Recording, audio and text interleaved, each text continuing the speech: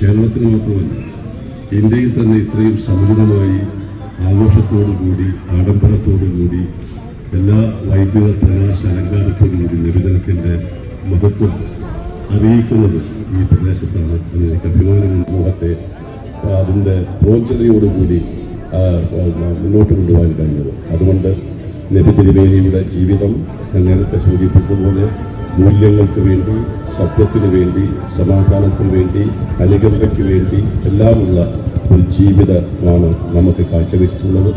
ഇന്ന് ലോകം ഒട്ടേറെ അസ്വസ്ഥതകൾ കടന്നു പോകുന്നു, അനീതികളിൽ കടന്നു പോകുന്നു, അക്രമങ്ങളിലൂടെ കടന്നു പോകുന്നു, അസമാധാനത്തിൽ കടന്നു പോകുന്നു. പ്രവാചകന്റെ വചനങ്ങൾ മനസ്സിൽ സൂക്ഷിച്ചുകൊണ്ട് നമുക്ക് കൂടുതൽ കരുത്തുണ്ടാകട്ടെ എന്ന് ഈ നബിദിനത്തിൽ ഞാനും പ്രാർത്ഥിക്കുന്നു. എല്ലാ സഹോദരിമാർക്കും സുഹൃത്തുക്കൾക്കും എൻ്റെ നബിദിന ആശംസകൾ ഞാൻ നൽകുന്നു. ഇത് കാണേണ്ട കാഴ്ചയാണ്, ഇത് ആസ്വദിക്കേണ്ട കാഴ്ചയാണ്.